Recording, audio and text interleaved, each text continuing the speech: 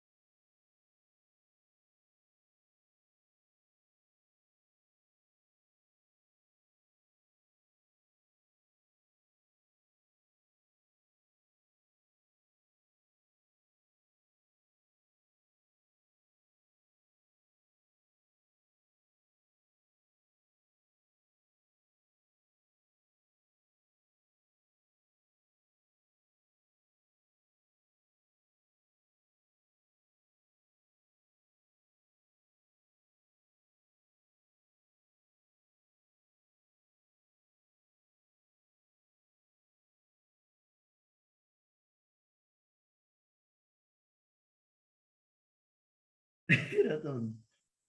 Qué cagada. Yo decía que era ratón. ¿Cómo se llama? ¿Ulises qué? No, posta, ¿qué? ¿Cómo se llama? ¿Ulises qué? Así medio albino. Sí, yo sé quién es. Sí, pasa que mira, esos flacos se dedican a jugar deportes en cosas.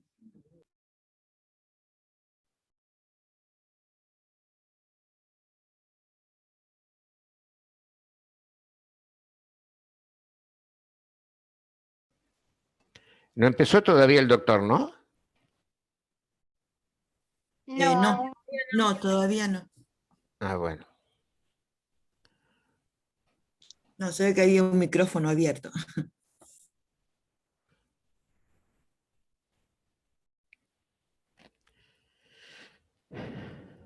Bueno,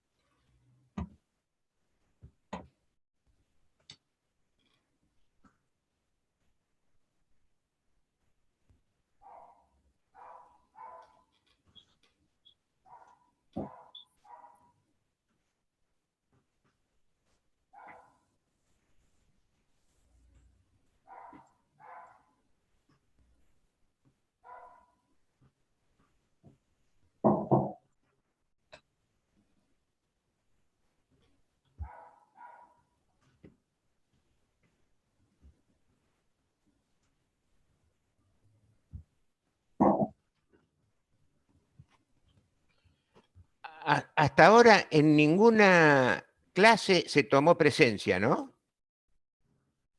No, en ninguna. Eh, No, no, en no, ninguna. no. La presencial del otro día, Oscar. ¿Eh? Sí, en la En la presencial del otro presencial día del hubo. otro día. ¿Tomaron presencia? Sí, en la lista. Pidió Sí, que cuando pasemos pasamos una la hoja. En la del martes, creo que fue. Ah, no, correcto, nosotros hicimos la hoja, pero Sí. ellos no tomaron presencia. Ah, porque yo estoy, que no sé si estoy en la 3 o en la 4, porque había solicitado ingresar a la 4 por el problema de mi edad de no ir a las presenciales, pero lo hice por internet fuera del tiempo, se había agotado el tiempo en donde uno podía cambiar la comisión, así que no sé si me dieron bolilla. Así que bueno, esperaré al lunes con la doctora Comiso para ver si estoy en la lista. O mandale algún mensaje a los chicos del centro de estudiantes para ver si se pueden fijar, si te hacen la gauchada. Sí, voy a hacer eso, voy a hablar con Brandon, a ver si Brandon ahí en el set me ubica. Sí, gracias. No, de nada. Hay una planilla. Aceptaron que excepciones surgieron- fuera de tiempo igual, ¿eh? ¿Cómo? Aceptaron excepciones fuera de tiempo para los que no pueden ir a cursar. Claro, lo que no sé es en qué comisión me adjudicaron o si me dejaron en la 3, eso no lo sé. La que es totalmente virtual es la 4. Que Dios me asista. ¿Y en el campus cómo te figura? Comisión 3. Ah.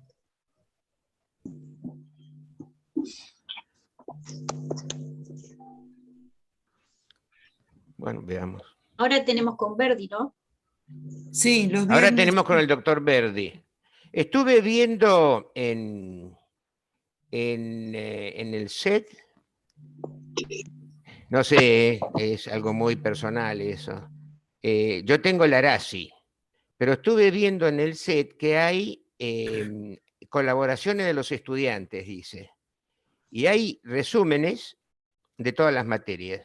Y hay un resumen hecho por una ayudante de la cátedra de Constantino, que es bastante potable, según mi criterio, como para repasar las clases, no estudiar, digamos, la materia, sino repasar las clases orales, releerlas. Hay que meterse en el set y buscar colaboración o colaboraciones de estudiantes. Y aparece el resumen de esta persona. Hay dos resúmenes, una de un, no sé cómo es el apellido, y Hola, de un doctor. muchacho. Buenas tardes. Hola, doctor. Buenas tardes. Hola, buenas tardes. Bueno, vamos a continuar por donde estábamos. Habíamos visto el primer punto de la polilla 4. Vamos a empezar con el segundo. Por ahí vamos a cambiar un poquito el orden de los puntos. Nosotros habíamos llegado hasta la presentación de la demanda, ¿sí? Y a partir, ¿qué es lo que ocurre a partir de ahí? Nosotros explicábamos que la demanda se presenta en forma absolutamente virtual, es decir, se presenta el escrito como cualquier otra presentación electrónica, con toda la documentación adjuntada en archivos PDF. La documentación queda en poder de la parte actora y en cualquier momento puede llegar a requerir el juez la presentación de la documentación original, ¿sí? Si lo estima conveniente, le puede pedir al letrado la presentación de la documentación original. El letrado queda como depositario de la misma, ¿sí? Una vez que la demanda se presenta en la Receptoría General de Expedientes, la Receptoría General de Expedientes, a su vez, la envía o la reenvía al juzgado que resulte sorteado. En aquellos procesos que ya pasaron la etapa de mediación prejudicial obligatoria, el juzgado interviniente ya fue sorteado cuando ustedes iniciaron la mediación. Es decir, cuando ustedes inician la mediación, la Receptoría General de Expedientes, además de sortear el mediador que va a intervenir, también sortea el juzgado que va a intervenir, ¿sí? Ahora, si el proceso no transitó la etapa de mediación prejudicial obligatoria, como puede ser en un juicio de desalojo, entonces, en ese caso, en el caso de que sea un proceso de conocimiento o fuera de los procesos de conocimiento, en los de ejecución, los amparos, en ese caso, la receptoría va a tener que sortear el juzgado que va a intervenir y los va a noticiar a ustedes respecto de esto, del juzgado que haya resultado intervenido, sorteado. Una vez radicadas las actuaciones en el juzgado que haya sido designado, que haya sido sorteado, el juez lo que va a hacer es examinar primero su competencia, también va a examinar si la demanda reúne los requisitos del artículo 330, es decir, si cumple los requisitos del artículo 330 o si hay alguna omisión formal. También si va a observar si hay algún defecto formal que resulte no subsanable en el futuro, ¿sí? Con lo cual no pueda seguir interviniendo, o también va a evaluar si la demanda es improponible, ¿sí?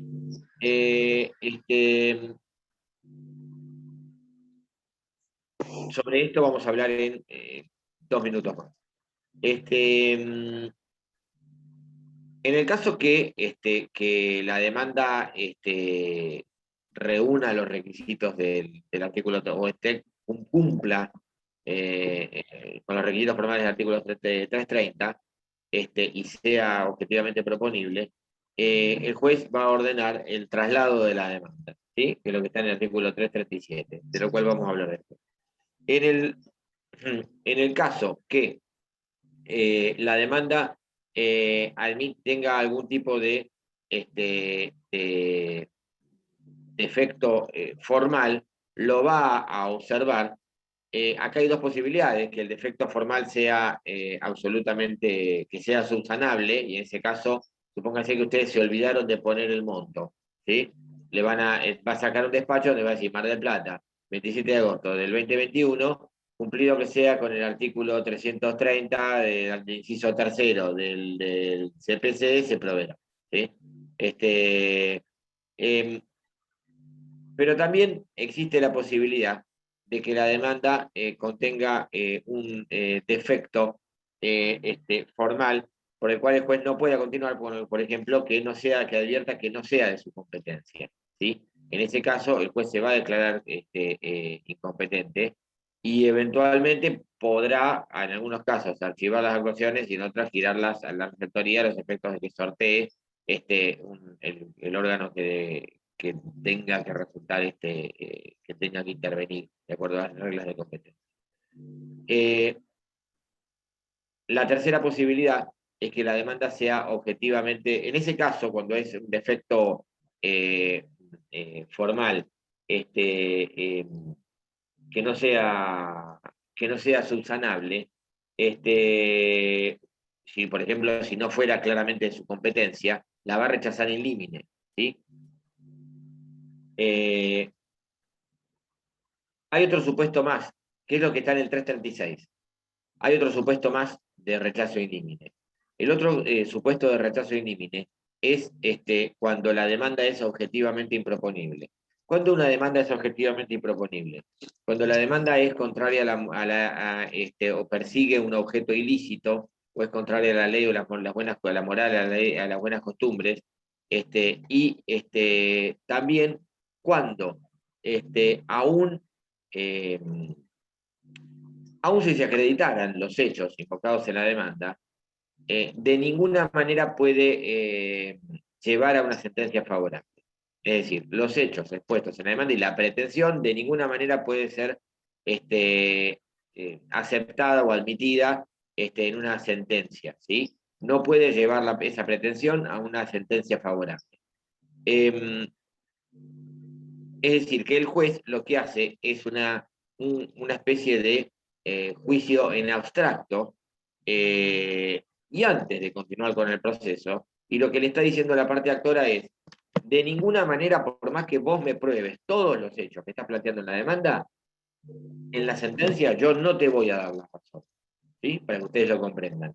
Entonces, no tiene sentido continuar con un proceso cuyos resultados ya sabemos de antemano, ¿sí? Por más que pruebes todos los hechos que están en la demanda, ¿sí? Estas facultades, la del rechazo in limine, obviamente, tienen que ser, hay una discusión respecto de la amplitud o criterio restrictivo que tiene que tener el juez en el ejercicio de estas facultades. La discusión está en estas dos posturas que voy a plantear, y son las siguientes. Por un lado, quienes entienden que el juez tiene que tener amplias facultades en marco a la hora de rechazar in limine una demanda, consideran que no pueden al juez someterlo a tener que transitar todo un proceso que al final va a terminar con una sentencia desfavorable, y evitar todo ese dispendio jurisdiccional inútil, con toda la pérdida de tiempo y dinero que eso irroga al Estado. Del otro lado, la otra postura es, bueno, está bien, pero ojo con esto, porque un exceso en estas facultades puede llevar a resultados injustos.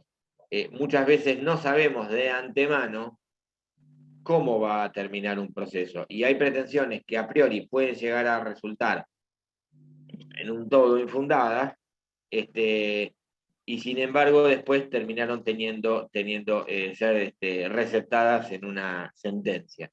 Yo recuerdo que en una oportunidad, hace muchos, pero muchos años, 30 años para ser más exactos, se desarrollaba el Congreso Nacional de Derecho Procesal en la ciudad de Buenos Aires.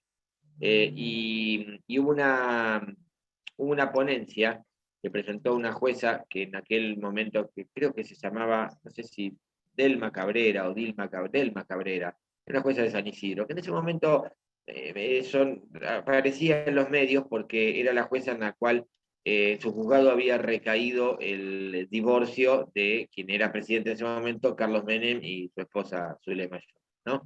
Que era un divorcio mediático, pues se hablaba en los medios de eso.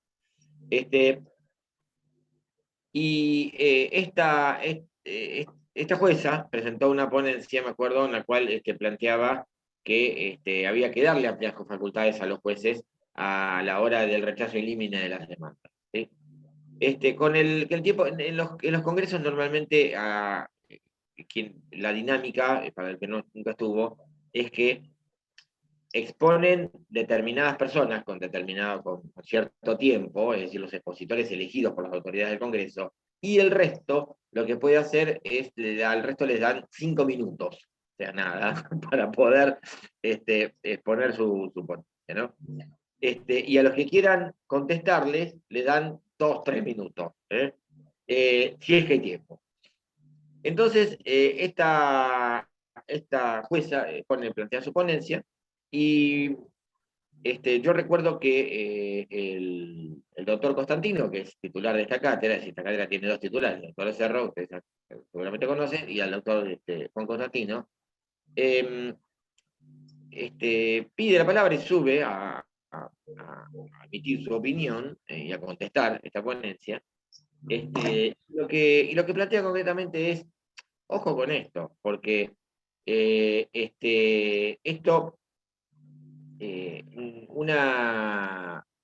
un ejercicio por ahí desmedido de este tipo de facultades puede llevar a que nunca cambie la jurisprudencia, por ejemplo, ¿sí? Es decir, y que cuestiones que a priori aparezcan como no sé si decir disparatadas, me parece muy rimbombante, pero cuestiones que aparezcan como en un principio infundadas, un planteo de inconstitucionalidad, por ejemplo, no pueda llegar a desarrollarse y a prosperar, y eventualmente a prosperar. Y ponía como ejemplo algo que en ese momento era reciente, obviamente que ya no, que era el precedente Sejian. Sejian era, recuerden que hasta mediados de la década del 80, hasta el año 87, en nuestro país, hasta la ley 23.515, no existía el divorcio vincular en Argentina. Estaba, excepto un periodo muy cortito, que fue en la década del 50, con la ley 14.394, en el artículo 30-31, que había puesto el divorcio vincular, pero eso duró un año, después lo derogaron, pero no había divorcio vincular en la Argentina. Si la gente, usted me dirá, ¿se divorciaba? Sí, se divorciaban, pero el divorcio, el efecto que tenía era la disolución del matrimonio, la separación, obviamente los efectos patrimoniales, disolución de la sociedad conyugal, pero no recuperaban los cónyuges o excónyuges la aptitud nupcial, es decir, no podían contraer matrimonio nuevamente. ¿Sí? Por eso existían una suerte de ficciones que eran contraer matrimonio a través de México, Paraguay, etc. Había empresas que se dedicaban a eso, bueno, que no tenía validez en realidad en nuestro país. Bueno. Un buen día, un señor, que si no mal no recuerdo era juez, creo que ya jubilado, pidió el divorcio vincular, cuando estaba prohibido. Una demanda que en realidad bien podría haber sido rechazada in limine, porque era absolutamente contraria a lo que la ley claramente decía. ¿Sí? Sin embargo, este señor con esta demanda llegó a la Corte y la Corte le termina dando la razón. ¿Sí? Decreta la inconstitucionalidad de la previsión de divorcio vincular. ¿Sí? Esta sentencia de la Corte, del año 85-86, obligó a que el Congreso se tenga que poner a trabajar en la ley lo que fue la ley 23.515. ¿Sí? Que había generado además un debate mediático enorme en aquellos tiempos, no había televisión por cable, bueno, obviamente mucho menos internet, pero se pasaban las sesiones del Congreso en la televisión. O sea, nosotros teníamos en Mar del Plata 2 canales de aire. Bueno, en uno de los canales de aire se pasaban todo el día las sesiones del Congreso, una cosa que era novedosa realmente, ¿no? Ver las sesiones del Congreso en vivo. Hoy lo pueden ver, creo que ya el Congreso tiene un canal donde ustedes lo pueden ver por YouTube, permanentemente, pero era una cosa novedosa precisamente por la trascendencia que tenía. Ahora, fíjense, un señor que al cual le podrían haber rechazado in limine la demanda, todo lo que no hubiese pasado, y por no habérsele rechazado in limine, todo lo que pasó, es decir, cambió la historia del país en un punto, ¿no? O de la sociedad, o un aspecto de la sociedad. Entonces, resumiendo, una vez que se presenta la demanda, el juez tiene dos posibilidades. O examina los aspectos formales de la demanda, y si la demanda es proponible, si está todo bien, traslado la demanda. De lo contrario, si hay una omisión formal de los artículos del 330, indica cuáles son, pero ahí es subsanable, es decir, se intima a la parte actora a que subsane esa omisión que hubiese tenido, ¿sí? en la demanda, y una vez que lo hace, el proceso continúa. La otra posibilidad es que la omisión formal sea insubsanable, como por ejemplo que sea claramente incompetente el juez, o que la demanda sea objetivamente improponible, que esto no lo dice no lo dice el 336, que habla de rechazo in limine. ¿Qué significa in limine? Que la demanda es rechazada de plano, de un primer momento, y sin darle traslado, es decir, el proceso queda, entre comillas, abortado desde el inicio, ¿sí? No hay proceso. O lo único que hubo es la demanda. Se ha discutido en algún momento respecto también de jurisprudencialmente, respecto de si se pueden rechazar las demandas in limine una demanda por demanda improponible. La Corte tiene un fallo de diciembre del año 2011, bastante interesante, bastante claro, que es Fernández con Ciuro de Castelo, Ciuro con C, de Castelio.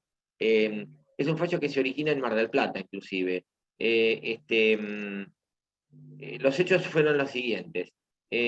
Fernández había hecho un juicio laboral que estaba en el Tribunal de Trabajo número 2. Lo gana, ¿sí? Y la sentencia, hubo una época muy cortita en 2002, 2008, 2009, por ahí, donde los tribunales de trabajo, acá en Mar del Plata, o algunos, el 2 particularmente, en los juicios laborales aplicaba la tasa activa, ¿sí? En vez de la tasa pasiva de la ley de convertibilidad. Este criterio después lo tuvo que abandonar porque la Corte, después de que sale la sentencia de Fernández en el Tribunal de Trabajo 2, la Corte, no otro asunto, dijo, no, basta de tasa activa, la tasa que se aplica es la tasa pasiva. Entonces, ¿qué es lo que ocurre? El juicio laboral prospera por X suma de dinero más tasa activa, lo cual daba, póngale, no sé, vamos a poner un número cualquiera, 500.000 pesos. ¿Sí? Posteriormente, cuando esta sentencia, este juicio laboral, ya estaba firme, ¿sí? 6 meses después, 8 meses después, un año después, la Suprema Corte de la provincia dicta un fallo en el cual hay una causa que se llama Ponce, donde dice a los juicios se le aplica tasa pasiva, Banco Provincia, que es lo que dice la ley de la convertibilidad, ¿no? Déjense de aplicar tasa activa, les dice, no lo dice con estos términos, ¿no? Pero esa fue la idea del fallo. La demandada en este juicio laboral, volvemos al de Fernández, entonces, que no había cumplido todavía la sentencia, dice, epa, pará, a mí en la sentencia me aplicaron tasa activa. La sentencia ya está firme, pero la Corte acá hasta ahora está diciendo de que debería aplicar tasa pasiva, que es mucho menor. Por lo tanto, en vez de pagar 500, tendría que pagar 320. ¿Siguen? Entonces, ¿qué es lo que hace? Inicia un juicio por revisión de cosa juzgada, ¿sí? Que cae en el Tribunal de Trabajo número 3. El Tribunal de Trabajo número 3 rechaza in limine la demanda. ¿Por qué rechaza in limine la demanda? Porque acá me voy a meter un poquito en otro tema que no es el tema de hoy, que es la revisión de cosa juzgada, porque la revisión de cosa juzgada procede cuando la cosa juzgada es obtenida en forma írrita o fraudulenta. Cuando la cosa juzgada en la sentencia ha sido obtenida por algún tipo de, o mediando algún tipo de maniobra irregular, dádiva, cohecho, ¿sí? Violencia. Pero no era este el caso. Es decir, que cambie después la jurisprudencia, bueno, lo lamento, te cambió la jurisprudencia. En el momento que se dictó la sentencia y que quedó firme, lo que se aplicó era la jurisprudencia que estaba en ese momento. Entonces, le rechaza in limine la demanda. Quien había promovido esta revisión de cosas juzgadas, que era la demandada en el juicio laboral, que era una escribana, por recurso extraordinario se va a la Suprema Corte. Y recuerden que el Tribunal de Trabajo en la provincia de Buenos Aires, el fuero laboral no tiene cámara de apelaciones todavía, ¿sí? Hay una ley que lo prevé, pero todavía no está implementada, pero en esa época menos todavía, son tribunales de instancia única. Entonces se va a la Suprema Corte. Y la Suprema Corte saca un fallo señero en diciembre del 2011, creo que es 22 de diciembre del 2011, donde lo que dice concretamente es, Hitter hace todo un trabajo bastante interesante respecto de la improponibilidad objetiva de la demanda, y lo que dice es, el rechazo in limine se puede dar cuando hay circunstancias formales insalvables, como la incompetencia, la clara incompetencia, o cuando la demanda es objetivamente improponible. ¿Cuándo es objetivamente improponible? Cuando los hechos planteados llevan a que se haga un juicio, haciendo un juicio en abstracto, el juez interpreta, piensa, está convencido de que llevan únicamente una sentencia desfavorable. Si le hubiesen dejado transitar ese proceso, le hubiesen tenido una sentencia desfavorable, porque el Tribunal de Trabajo 3 no iba a modificar la sentencia del Tribunal de Trabajo 2. No había manera de hacerlo. O sea, no es esa la vía. Es decir, la revisión de cosa juzgada es por una sentencia ígrita fraudulenta, no porque cambió después la jurisprudencia. Es decir, era una demanda que ya se sabía que se iba a rechazar. Eso es un supuesto, eso es un ejemplo de rechazo ilícito. Eso es una demanda objetivamente improponible. Es decir, una demanda que, donde si nosotros analizamos la pretensión, la causa de la pretensión, claramente sabemos, se advierte, que lleva, pero esto tiene que ser claro, lleva a un resultado desfavorable, a una sentencia desfavorable. Entonces, es a los efectos por una razón de economía procesal. Bien, conjuntamente con la demanda, la parte actora puede agregar u ofrecer la prueba documental. Ojo, esto lo van a ver también cuando vean prueba documental, la oportunidad de su acompañamiento. Recuerden que la prueba documental se acompaña y se ofrece. ¿Por qué? Se acompaña la que estuviere en poder de la parte, ¿sí? En este caso de la parte actora. Es decir, toda aquella documentación, el momento de acompañar la documentación que estuviera en mis manos, parte actora, es ahora cuando interpongo la demanda. ¿Sí? Reitero que esa documentación va a tener que estar toda digitalizada, lo cual a veces, si es mucha, es un trabajo engorroso. ¿Sí? Después hay otro problema, que es que a veces la documentación, las presentaciones electrónicas, el sistema de presentaciones electrónicas tiene un defecto importante, y es que la documentación que se adjunta no puede superar los 20 megas. Cuando la documentación es mucha, por lejos supera los 20 megas, lo cual lo obliga a acompañar el escrito en archivos adjuntos con toda la documentación que puedan hasta los 20 megas, y después hacer presentaciones sucesivas en las cuales dicen acompaño el resto de prueba documental, y por ahí andar fraccionándolas de a 20 megas, porque por ahí ustedes tienen documentación que llega a los 100 megas, y por ahí van a tener que hacer 5 presentaciones. ¿Está claro? Porque no entran en una, ¿sí? Lamentablemente, porque el sistema no lo permite. La documentación, entonces, que esté en poder de la parte se tiene que acompañar. Ahora, también hay prueba documental que no está en poder de la parte que la invoca. Esa no la puedo acompañar. Supongamos que sea, no sé, una historia clínica que está en el hospital o clínica determinado, un expediente judicial que está en el juzgado o en la repartición judicial correspondiente, fiscalía, lo que fuera. Puede ser un expediente administrativo que estuviera en, no sé, la Municipalidad General de Pueyrredón, por ejemplo. Esa documentación yo no la tengo, entonces no la puedo obviamente acompañar. Pero ¿cómo cumplo la carga de agregar la prueba documental en este acto? Fíjense, el 332 se cumple la carga individualizando la prueba documental e indicando dónde está.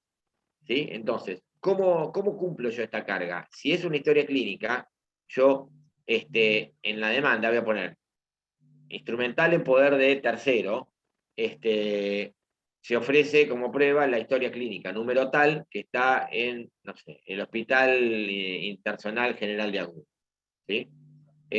O se ofrece como prueba el expediente tal carátula o una causa penal, tal número, que está en el Juzgado Civil y Comercial X de Mar del Plata, o en la unidad fiscal de instrucción X de Mar del Plata, ¿sí? O se ofrece como prueba el expediente administrativo tal que obrante en la Municipalidad de General de Pueyrredón.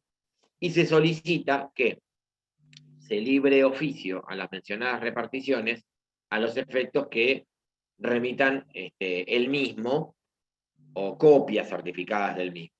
Lo remiten lo que se llama ad effectum videndi et probandi, es decir, para verlo y probar.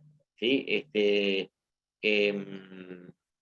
Hoy las reparticiones a veces lo mandan en formato físico, y en otros casos lo mandan todo digitalizado. ¿Sí?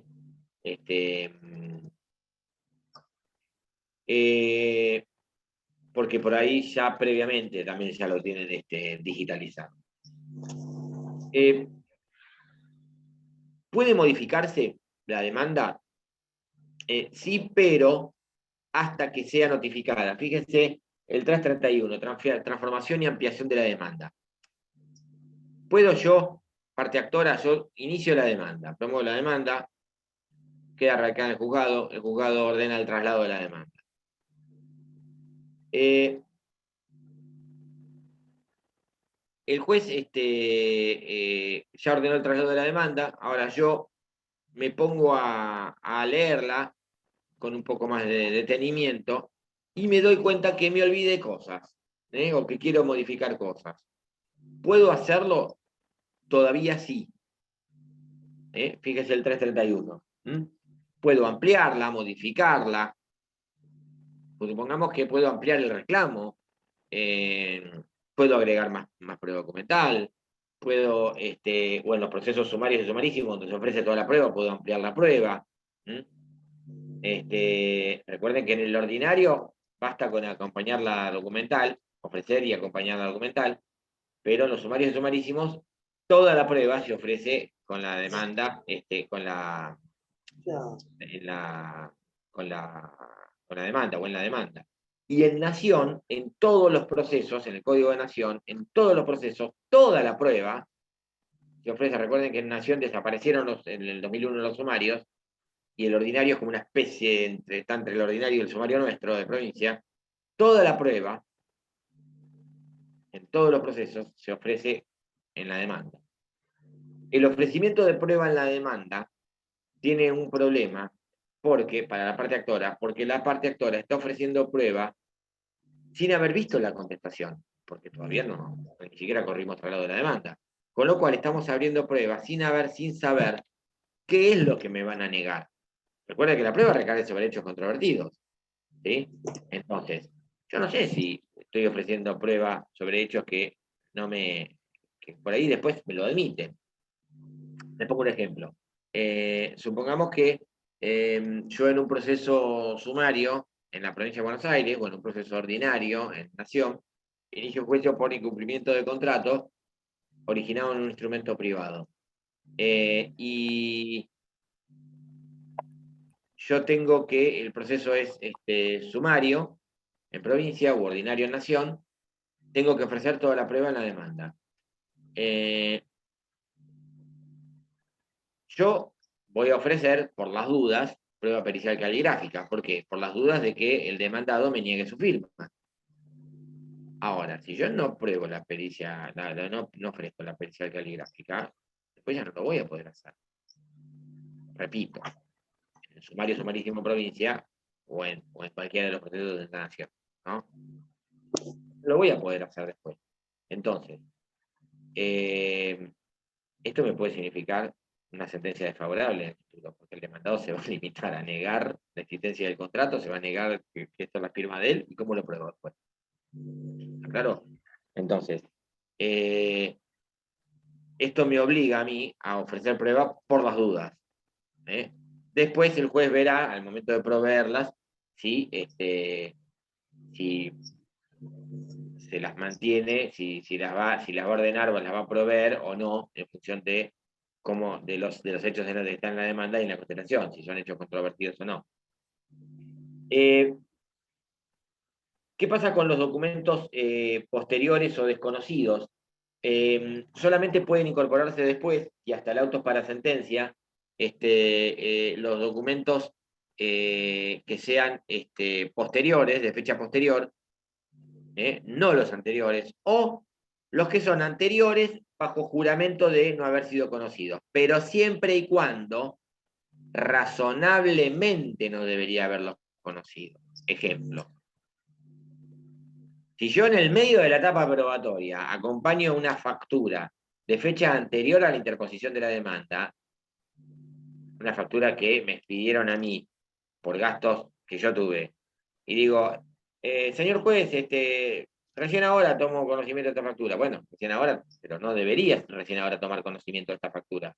O esta factura, si es de fecha anterior, deberías haberla conocido antes, ¿sí? Entonces, documentos posteriores o de fecha posterior, perdón, si son de fecha posterior, son sobrevinientes, sí, dentro de los 5 días de su fecha, o de fecha anterior, pero bajo juramento de haber sido conocidos recién ahora, en los últimos 5 días, ¿sí? Eso es lo que dice el 334. Después, si bien acá no está en el programa y lo ven en otro punto, pero no voy a dejar de decirlo, el 333, fíjense que dice hechos no considerados en la demanda o en la contestación. Se puede ampliar, pero el 333 dice lo que dice es que se puede ampliar prueba documental respecto de los denominados nuevos hechos. ¿Qué son los nuevos hechos? Los nuevos hechos son las nuevas circunstancias expuestas por el demandado en la contestación o el reconvenido en la contestación de la reconvención, nuevas circunstancias distintas a las planteadas en la demanda. Por ejemplo, en un juicio de daños y perjuicios originado un accidente de tránsito, la parte actora en ningún momento hizo mención a las condiciones del tiempo y la parte demandada, cuando contesta la demanda, dice que el accidente ha ocurrido como consecuencia de las tormentas, lluvia torrencial y temporal e intenso viento existente en ese momento. Eso es el denominado nuevo hecho, que no es lo mismo que el hecho nuevo. El hecho nuevo son los hechos sobrevinientes, que se pueden introducir en la circunstancia, en la oportunidad del 363, es decir, dentro de los 5 días de firme de la apertura de prueba. Los nuevos hechos son las circunstancias novedosas, distintas de las expuestas en la demanda, que introduce el demandado al contestar, o el actor reconvenido al contestar la reconvención. Sobre eso, solamente la parte actora va a poder ampliar su prueba documental, ¿sí? Ofrecer nueva prueba documental referida a estos hechos, ¿sí? El 335 prevé lo que denominada demanda y contestación conjuntas. La verdad, esto yo no lo vi nunca, ni creo que lo vaya a ver, pero está previsto en la ley la posibilidad que la parte actora y la parte demandada planteen en forma conjunta al mismo tiempo la demanda y la contestación. Y en ese caso el juez, si la cuestión es de puro derecho, va a ordenar que la cuestión de puro derecho y autos para sentencia, y de lo contrario, si hay hechos controvertidos, va a recibir la causa previa. Inclusive la ley en el 335 dice que las audiencias en este tipo de procesos de conformidad entre las partes se tienen que dar un trato preferente o prioritario a la fijación de las audiencias. Yo esto la verdad no lo vi nunca, porque si hay tanto acuerdo entre las partes en llevar adelante un proceso, yo creo que también se pueden poner de acuerdo en el fondo, ¿sí? Entonces es bastante inusual en la demanda y contestación conjuntas, y de hecho, repito, yo no la he visto nunca, y no hay tampoco referencias jurisprudenciales sobre esto. Habíamos dicho que si la demanda era objetivamente proponible, y además que en la gran mayoría, 99,99% de los casos lo son, y que cumple los requisitos formales del 330, el juez ordena el traslado de la demanda. El traslado de la demanda, ¿por qué plazo va a ser? Bueno, en la provincia de Buenos Aires, en los procesos ordinarios va a ser por 15 días, en los sumarios por 10, en los sumarísimos por 5, y en Nación, ordinarios por 15 y sumarísimos por 5. Siempre recuerden, los plazos son en días hábiles. ¿Cómo va a ser la notificación de la demanda? Bueno, acá hay que empezar a hacer referencia a algo que es todavía un poco novedoso, y que ha modificado el esquema que está en el código. En el código la respuesta, en principio, la del código es la del 338, y ¿cómo era esto antes del entre fines y principios fin del año pasado y principios de este año? El 338 lo que dispone es que, obviamente, es hacer una referencia a una notificación en formato papel, ni aclara formato papel, porque era el único formato que había hasta hace muy poco, y se libraba una cédula de notificación en formato papel al demandado y al domicilio real que estaba denunciado en la demanda. Y el oficial de justicia, en este supuesto, solo en este supuesto, debía cumplir la formalidad de que si no encontraba al demandado, dejaba aviso que lo iba a ver que iba a volver al día siguiente, y al día siguiente volvía y le entregara la cédula a quien lo hubiese atendido. Con lo cual, en realidad, las opciones eran las siguientes. El demandado, perdón, el oficial de justicia, concurre al domicilio, concurría al domicilio, toca timbre, si lo atendía el demandado, le entregaba la cédula al demandado. Si lo atendía una persona que le decía que el demandado no estaba, pero sí vivía ahí, dejaba aviso que iba a volver al día siguiente, y al día siguiente le entregaba la cédula a quien lo atendiera, el demandado o alguien de la casa. ¿Me siguen? Si concurría y se le indicaba que el demandado no vive ahí, o que el demandado o no encuentra el domicilio, porque no existe, ¿sí? Es un terreno baldío, o hay una casa pero no tiene el número, ¿sí? Tampoco puede notificar. Si ustedes indicaron casa y número, devolvía la cédula. En el caso que el domicilio no existiera, porque por ejemplo hay un terreno baldío, no existe la altura, bueno, ahí ya van a tener que recalcular y buscar bien cuál es el domicilio. En el caso que el oficial notificador informe que no está esa calle y ese número, no sé, Hipólito Yrigoyen 3574, usted decía la cédula, ¿no? Era el domicilio del destinatario del demandado. Y el oficial notificador va y encuentra Hipólito Yrigoyen 3560 y 3580. Entonces informa, dice que no encuentra la vivienda con número 3574, pero sí advierte que está la 3560, la 3580 y en el medio hay una casa, ¿sí? Entonces, usted se tiene que tomar el trabajo de ir, ver y eventualmente pedir una nueva cédula al domicilio de Hipólito Yrigoyen 3574, vivienda sin número situada entre 3560 y 3580, e inclusive aconsejo hacer un pequeño croquis, o mejor, una foto del frente, y la acompañan a la cédula, ¿sí? Para que no haya duda. Y piden que se notifique ahí, esta casa, porque si no sería imposible, es decir, le sacan el número y no lo pueden notificar nunca. ¿Me siguen? Bueno, en el caso que el domicilio realmente no exista, que sea un baldío, bueno, o que no exista a la altura en la ciudad, ¿sí? Póngase que digamos, no sé, 9 de julio al 1200. Bueno, no, está en el mar, no existe en la altura, ¿sí? Entonces, bueno, en ese caso, evidentemente, ustedes tienen mal domicilio, van a tener que buscar por otro lado. Ahora bien, hasta ahora, les diría principios de este año, esto era así.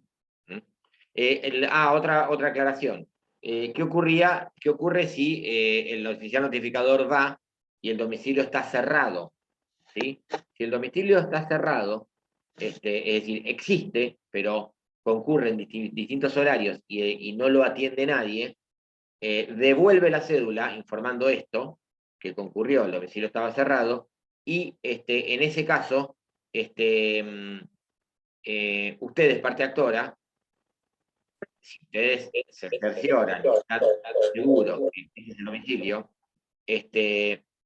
van a denunciar el domicilio bajo responsabilidad, ¿sí? ¿Y eso qué significa? Van a presentar un escrito diciendo: que atento al resultado de la cédula dirigida al demandado, denuncio el domicilio del mismo bajo responsabilidad y solicito nueva cédula. Se va a librar una nueva cédula donde va a decir domicilio denunciado bajo responsabilidad. Sí, en grande, negrita. Y en ese caso, el oficial notificador, si no encuentra a nadie, la va a fijar en la puerta de acceso. Deja el aviso en la puerta de acceso y al día siguiente deja la cédula. ¿Sí? En la puerta de acceso.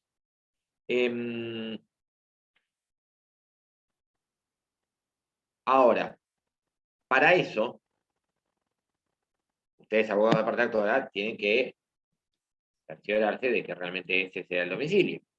¿Por qué? Porque si no lo fuera, y lo está notificando en cualquier lado, esa citación va a ser defectuosa. Y si la situación es defectuosa, es pasible de nulidad. De manera tal de que ustedes continúan con el proceso, el día de mañana, el demandado, por el motivo que fuera, toma conocimiento de la existencia de este proceso y dice, epa, pero a mí me notificaron en cualquier lado, yo nunca pude contestar la demanda, ofrecer pruebas, etcétera, etcétera, etcétera. Entonces, en ese caso, le va a pedir la nulidad de la notificación y efecto dominó. Cae la notificación de la demanda y cae todo lo que se hizo después. Y todo lo que trabajaron ustedes no va a tener ningún tipo de validez. ¿Sí? Y van a tener que hacer todo de nuevo. ¿Me siguen? Entonces, ojo con esto, ¿sí? De denunciar domicilios bajo responsabilidad.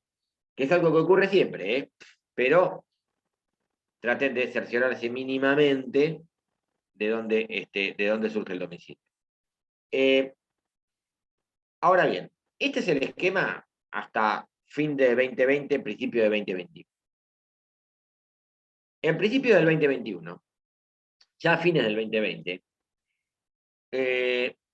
la Suprema Corte crea un registro de domicilios electrónicos para que se pueda, por ejemplo, notificar la demanda en domicilios electrónicos. No es casualidad que se haya hecho esto. ¿Saben por qué? Porque el año pasado, durante la pandemia, uno de los grandes problemas que hubo, porque el trámite del proceso más o menos se ajustó al proceso electrónico, se dictó una acordada, la 3975, que establece el proceso enteramente del expediente electrónico, y se continuó con el proceso, con el expediente electrónico.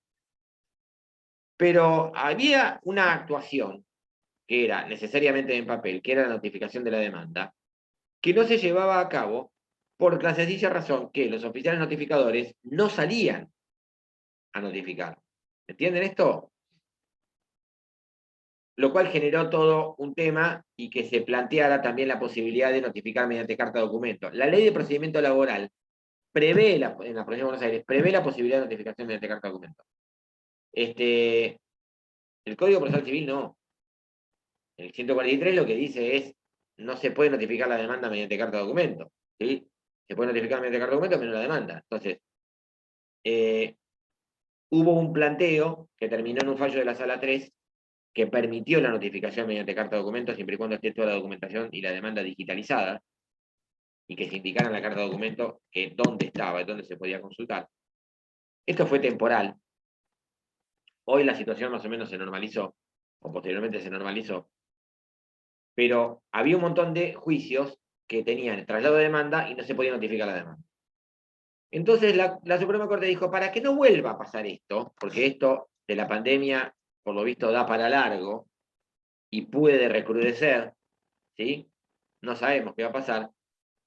Vamos a tratar de ver cómo podemos hacer notificar la demanda por vía electrónica. Con lo cual, la Suprema Corte, en realidad, está modificando la ley, porque si ustedes ven el artículo 143 dice, la cédula de notificación puede ser reemplazada por carta documento, correo electrónico, telegrama colacionado o acta notarial, pero no se puede usar esto para el supuesto de notificación de la demanda. Y dice citación de tercero extraordinario del proceso y sentencia definitiva, notificación de sentencia definitiva. Pues sentencia definitiva ya la estaban notificando electrónicamente. Pero para notificar al demandado, ¿en qué domicilio electrónico lo iba a notificar? Porque yo la sentencia la puedo notificar en el domicilio electrónico constituido, porque ya hay todo un proceso en el cual tuvo que constituir el domicilio electrónico, pero la demanda, ¿en qué domicilio electrónico? Si ni siquiera tiene constituido domicilio en el proceso. ¿Sí? ¿Dónde lo voy a notificar? No tengo más remedio que notificarlo en papel. Entonces, ¿qué vuelta le encuentra la Suprema Corte? Crea un registro de domicilios electrónicos, en el cual se tienen que registrar todos los entes estatales, provinciales y municipales, las compañías de seguros, las ART, esta es una acordada que es la 3989. Obligatoriamente. Y después las personas físicas y jurídicas que así lo deseen. Y después, y permitiendo que, y disponiendo y modificando la acordada, la 3986 de reglamento de notificaciones, 3486, perdón, 3586 de reglamento de notificaciones, disponiendo que se puedan llegar a notificar la demanda, entre otros actos, intimación de pago, incitación del tercero extraño proceso, en el domicilio electrónico. Es decir, la Corte está modificando en un punto la ley. En un punto no, está modificando la ley. ¿Sí? Entonces, lo que la Corte dice es, hacemos este registro de domicilios electrónicos y todos los que tengan un domicilio electrónico registrado, le podemos notificar la demanda, ¿sí? En ese domicilio electrónico. Esto este proceso termina de consolidarse en marzo de este año, por eso le digo que esto es bastante reciente, con la acordada 4000 del 2021, modificadas después por la 4013, 4013 y 4016, 4016 también del 2021, todas estas son de marzo del 2021. Y acá la Corte lo que hace es lo siguiente, en estas acordadas. El sistema es así.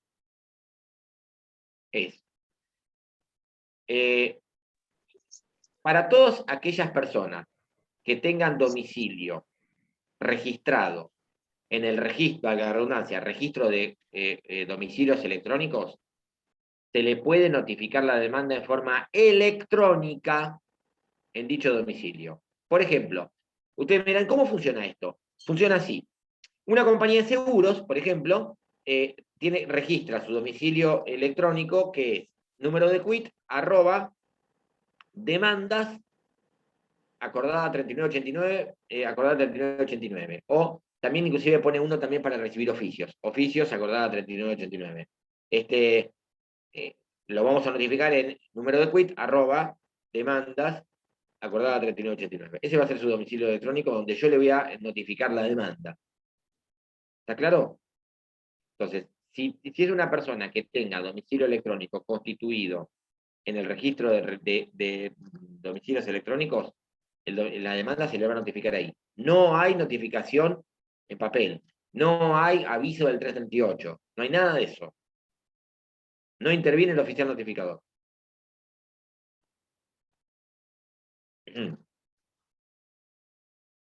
Para aquellas personas que no tengan domicilio en el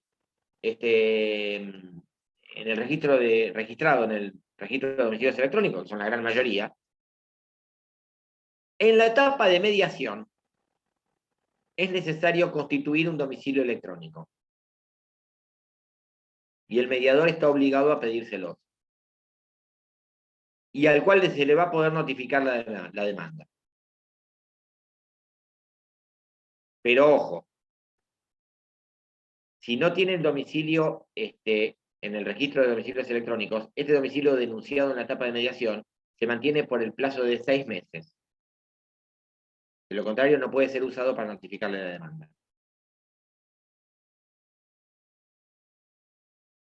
Y si no lo constituyó, se le va a poder notificar la demanda en el domicilio electrónico del abogado que lo haya asistido. Entonces, repasando porque ya sé que se marearon. ¿Dónde notifico la demanda?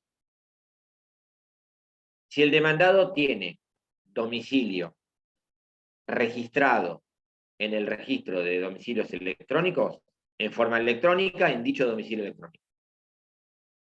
¿Sí? Eso siempre. ¿Estamos? Porque para eso lo registró. Segunda opción. El demandado no tiene domicilio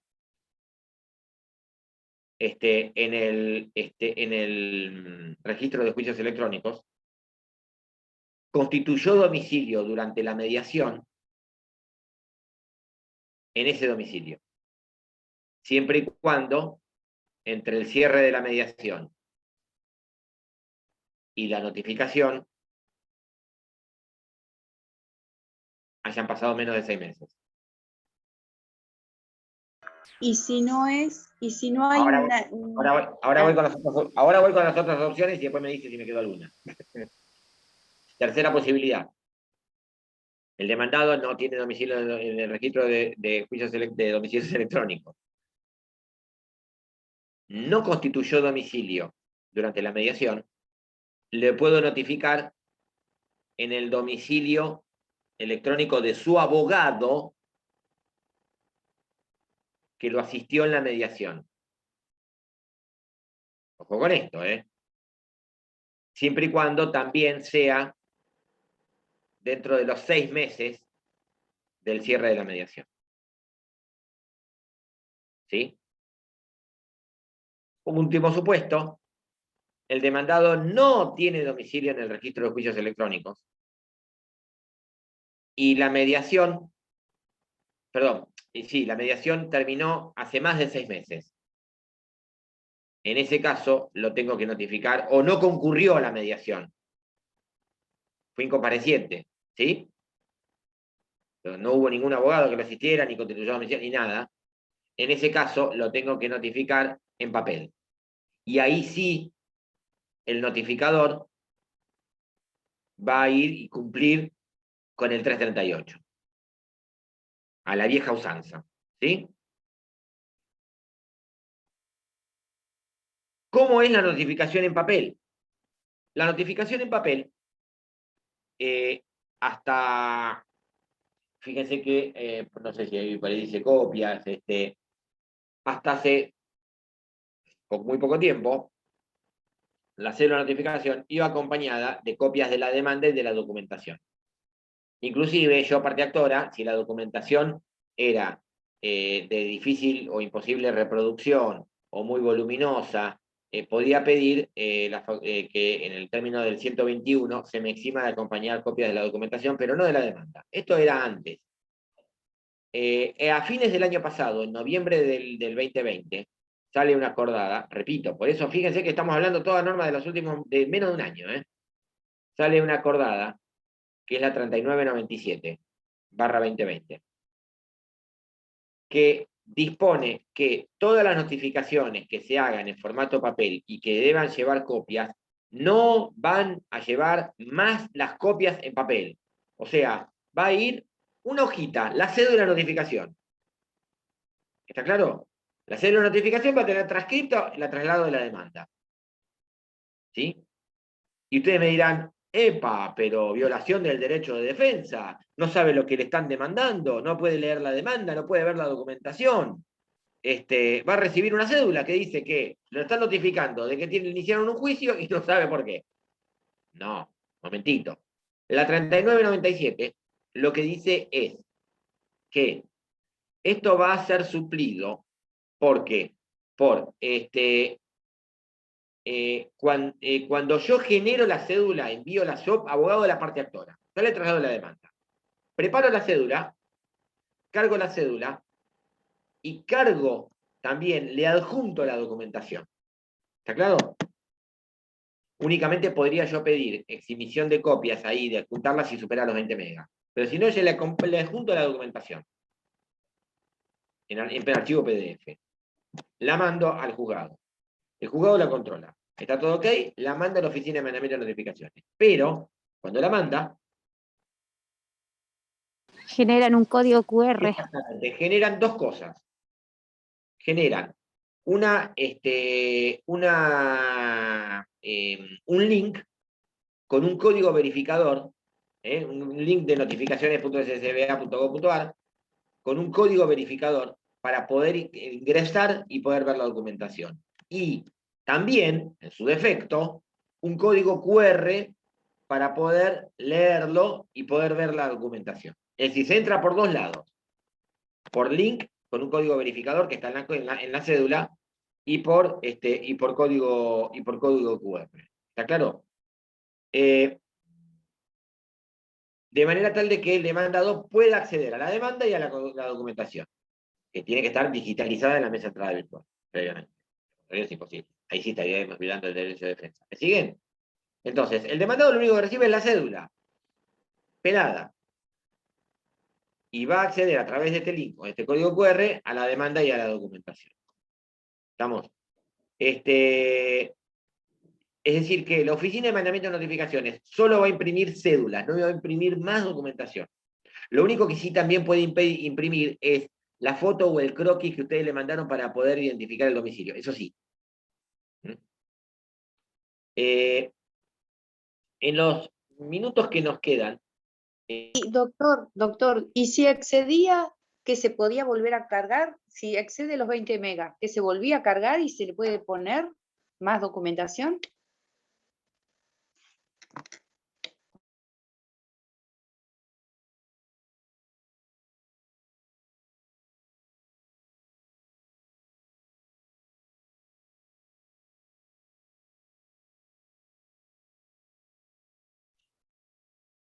Se le cortó internet, parece.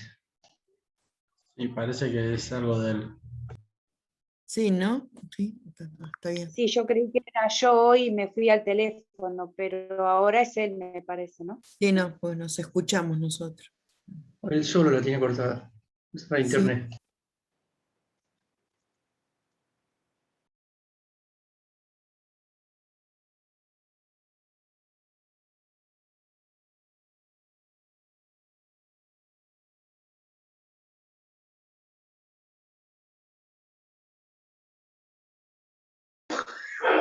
A mí hoy la máquina me sacaba, se me iba al Zoom.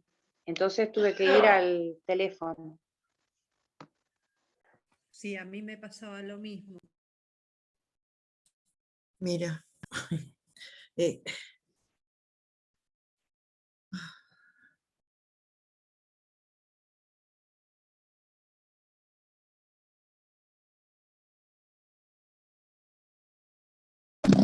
Hola, Elena.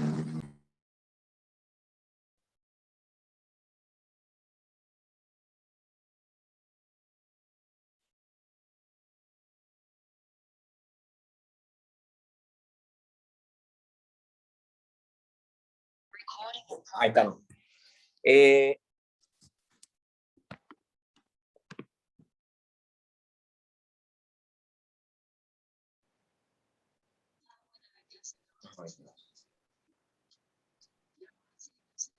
estamos de vuelta. Ahí está, En sí. el caso que les decía que el demandado se domicilie fuera de la ciudad de Mar del Plata, el plazo se amplía a razón de un día cada 200 kilómetros o fracción mayor de 100. El demandado vive en Dolores, el traslado es por 15 días, hay que notificarlo en papel, si es en la forma electrónica no, obviamente, porque es lo mismo.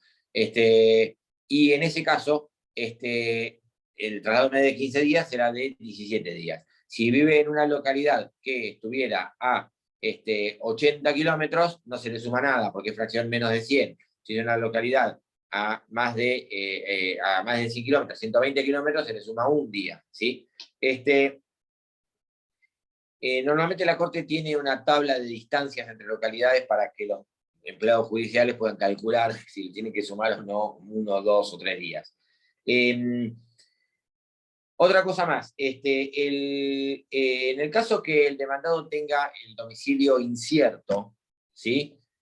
Puede ser que, a ver, lo vamos a notificar en un lugar que no existe o manifiestan que no vive ahí, se mudó, no vive más ahí o no vive nunca. En ese caso, si el domicilio es incierto, la parte actora puede disponer que se le notifique mediante edictos judiciales que se publican en el boletín oficial y en un diario del último domicilio conocido de esa persona. Ahora, esta facultad, los jueces, tratan de ejercerla con muchísimo cuidado y con muchísima prudencia. ¿Por qué? Para evitar futuras nulidades, ¿sí? No es que en la primera de cambio, en el primer fracaso de cédula, no conozco el domicilio, pido que notifique mediante edicto. No, un momentito. Sí, lo pueden pedir, pero el juez no se lo va a dar.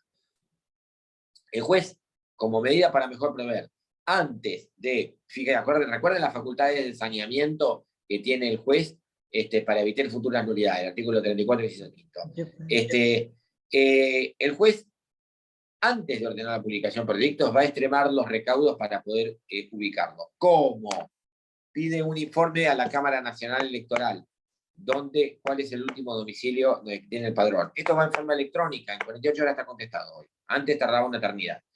Pide un informe al registro civil de las personas, también en forma electrónica, ¿sí? ¿Cuál es el último domicilio que tiene asentado en el registro civil?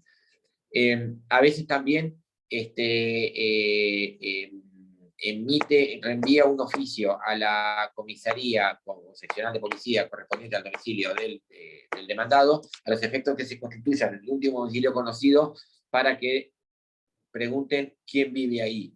El oficial notificador no tiene facultades para pedir un documento, ¿sí? Y a veces al oficial notificador lo atendió la esposa del demandado y dice, no lo conozco, ¿sí? Me ha pasado, ¿sí? Lo digo porque me ha pasado. Entonces, el notificador se queda con eso. Lo atendió una mujer que le dijo, no lo conozco, punto, no vive más acá. Sí, vivía acá. ¿Cómo se llama usted? No, no me voy a identificar, punto. Entonces, el notificador dice, una persona, soy atendido por una persona, no se me identifica, que me dice que no vive más acá. Bueno, entonces, después de extremar todos los recaudos para averiguar cuál es el domicilio, recién ahí el juez ordena la notificación mediante edictos. Ahora, en el caso que se notifique mediante edictos, en el boletín oficial y en un diario o periódico del último lugar, del último domicilio que se le conoce, obviamente el demandado no va a ver la citación por edicto. En el edicto se transcribe el traslado de la demanda, ¿sí? A veces totalmente, a veces no, a veces abreviado. El juzgado civil y comercial número X de Mar del Plata cita y emplaza al fulano de tal por el plazo de 15 días a los efectos de comparecer y contestar la demanda entablada en los juicios tal y tal y tal. ¿Sí? ¿Qué es lo que ocurre? El demandado no va a eso, con eso cumplimos la formalidad de darle traslado, pero la verdad que en la realidad no se va a noticiar de eso. Sería un caso de un millón. Entonces, en ese caso, para garantizar el derecho de defensa, se le da intervención al defensor oficial. Recuerden que en este caso no hay rebeldía. ¿Por qué? Porque el 59, cuando establece los requisitos de la rebeldía, establece que tiene que ser debidamente citado, no comparece, y domicilio conocido, ¿sí? Si no hay domicilio conocido, no hay rebeldía. Acá no hay domicilio conocido. Por eso no hay rebeldía y se le da intervención al defensor oficial con competencia civil. El defensor oficial, obviamente, va a responder la demanda. Recuerden, esto ya lo ven en otra bolilla, el 354, que no tiene la carga del 354 inciso primero, es decir, puede quedar eximido, relevado de la carga del 354, puede pedir quedar eximido, relevado de la carga, o queda, en realidad por la ley, de la carga del 354 inciso primero, el tema de la negativa categórica, individual, etcétera, de los hechos, la documentación, cartotelegrama, no me voy a meter en eso, ya lo habrán visto, o lo verán, y recién queda diferida esa negativa a la etapa posterior, a la finalización de la etapa de prueba, ¿sí? Que es lo mismo que ocurre con los sucesores universales respecto de los hechos que no sean personales. En los minutos que nos quedan, vamos a ver, en realidad estoy pasado de horario, vamos a ver dos puntitos, que yo por eso les dije que les cambié un poco el orden, que es el tema de las demandas contra la nación, del Estado como parte, y las demandas contra el Estado extranjero. Vamos con las demandas contra el Estado nacional. Las demandas contra el Estado Nacional están regidas por una ley que es 3982, que es de principios de, que es, creo que de 1900. Todavía estamos regidos por esa ley. Que establece que los juicios contra el Estado Nacional tienen un régimen particular porque previamente es necesario recorrer una vía administrativa, y agotada la vía administrativa está habilitada la vía judicial. También porque el traslado de la demanda es por el plazo de 30 días. El traslado se hace mediante un oficio, no mediante una cédula. Y también porque establece un régimen muy particular de ejecución de sentencias. No hay ejecuciones de sentencia. El artículo 7 de esta ley establece que las sentencias contra el Estado Nacional tienen un carácter meramente declarativo. Esto ha llevado a planteos respecto de la dudosa constitucionalidad de esta norma. La razón de ser, el fundamento de esta norma ha sido el que de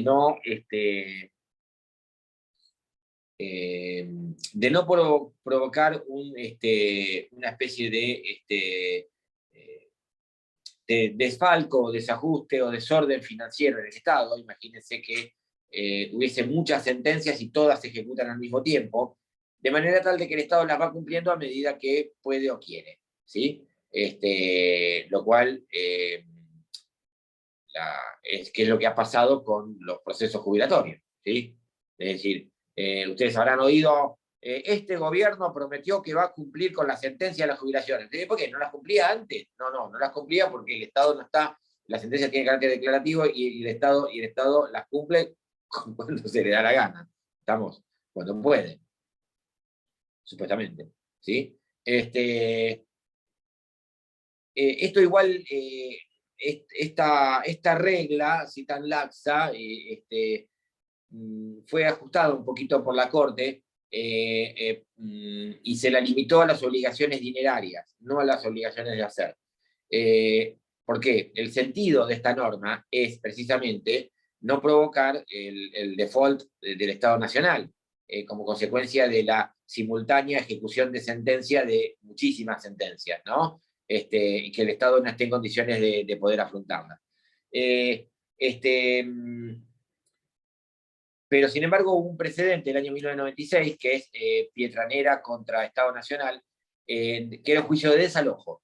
Hay una señora que había promovido un juicio de desalojo contra el Estado Nacional por un inmueble que le habría, no sé, alquilado supuestamente al Estado Nacional. Se había vencido el alquiler, había que desocuparlo, no lo desocupaba, le ejecutó, le hizo un juicio de desalojo, lo ganó, y en el momento de cumplirlo, hubo algún juez que dijo, pero no lo puedo desalojar porque las sentencias contra el Estado Nacional no pueden ser ejecutadas. O sea que se va a ir cuando se le dé la gana. Esta señora recurrió a esta resolución, llegó hasta la Corte de Nación y la Corte de Nación dijo, no, tiene razón la parqueadora. El artículo 7, la regla del artículo 7 de la 3982 significa que tiene finalidad de no provocar un desajuste financiero en el Estado, por lo tanto se refiere a, o se circunscribe a obligaciones dinerarias o prestaciones dinerarias. No a obligaciones de hacer. Es decir, no va a provocar un default al Estado que tenga que desocupar este inmueble, ¿sí? Respecto de las demandas contra Estado extranjero, recuerden que de acuerdo al artículo, hay un decreto que rige la Organización de la Justicia Nacional, que es el decreto 1285/58, que rige hasta el día de hoy con un montón de reformas, pero rige hasta el día de hoy. Es un decreto ley de facto, ¿no? Pero rige todavía hoy. Tiene una norma, creo que es 24 del inciso 1, donde dice que los estados extranjeros tienen inmunidad jurisdiccional. Es decir, ustedes para llevar a juicio a un estado extranjero tienen que pedirle permiso. Este permiso se llama exequatur, con X y Q, exequatur. Esto es lo que han cursado conmigo elementos, por ahí lo recordarán, que yo siempre te lo explico, cuando doy competencia federal. Si el Estado se niega a a someterse a un juez nacional, a un juez argentino, habrá que demandarlo en el propio Estado. El juez argentino va a ser incompetente. ¿Qué es lo que ocurre? Esta cuestión lleva a veces a resultados, ha llevado a resultados notoriamente o groseramente injustos. Y esto le pasó a una serie de personas que eran empleadas de la embajada en la Unión de Repúblicas Socialistas Soviéticas, en la década del 80. Y le inician un juicio de naturaleza previsional y laboral, porque a la Unión Soviética, estos eran argentinos, obviamente, ¿no? Por el cumplimiento de aportes, asignaciones familiares, y alguna cosa más. Cuando lo inician, queda radicado en un juzgado federal de la Ciudad de Buenos Aires. El juez libra el exequatur a la Unión Soviética no contesta, el juez lo interpreta como una negativa al silencio, eso también es bastante curioso, y se declara incompetente. Este señor, que se llamaba Manauta, Héctor, con otros más, recurren la sentencia, van a la Cámara Federal, que confirma la resolución del juez de primera instancia, y se van a la Suprema Corte, a la Corte Suprema de Justicia de la Nación. A todo esto ya la Unión Soviética había desaparecido, de manera tal de que el juicio pasó a ser Manauta contra Embajada de Federación Rusa. Inclusive creo que Manauta también se había muerto. Y la Corte Suprema de Justicia de la Nación, en diciembre de 1994, saca un fallo, una sentencia, en este proceso, Manauta contra Embajada de Federación Rusa, donde lo que decide es que en ese proceso, que tenía un objeto, o la pretensión era de naturaleza laboral y previsional, privaban en una norma de orden público que estaba o derechos de orden público, que aconsejaban que no sea necesario pedirle permiso a un Estado extranjero para poder llevarlo a juicio en nuestro país. Y revocó la sentencia de la Cámara Federal, y que había confirmado a su vez la del juez federal en primera instancia, y ordenó que el juez federal era competente para intervenir en ese proceso. Esta sentencia de la Corte Suprema de Justicia de la Nación de diciembre del 94, perdón, desembocó u obligó a que, lo mismo que hablábamos antes, el Congreso se tenga que poner a trabajar una ley al respecto, que es la ley 24.488, está ahí citada en el programa, que lo que dice es que, si bien los estados extranjeros tienen inmunidad jurisdiccional en nuestro país, carecen de esta inmunidad jurisdiccional,